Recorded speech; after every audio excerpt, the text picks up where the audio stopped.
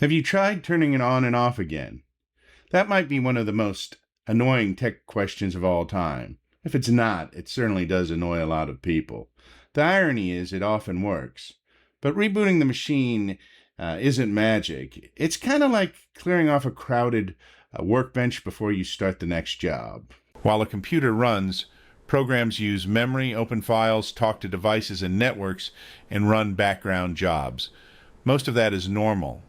But an app can hang, a resource can stay busy, or a background job can fail to finish cleanly. A restart ends that current run, closes the programs, and starts the operating system fresh.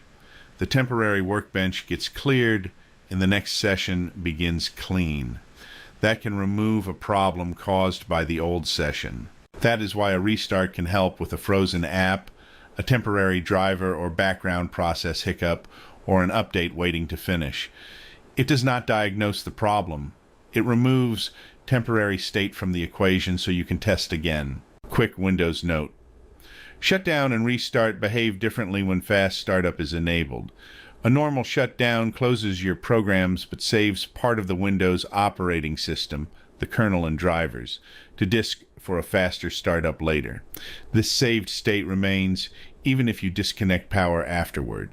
Restart, however, ignores fast startup and completely reloads Windows from scratch. If you're troubleshooting hardware, drivers, networking, or Windows itself, always choose Restart for the cleanest reset.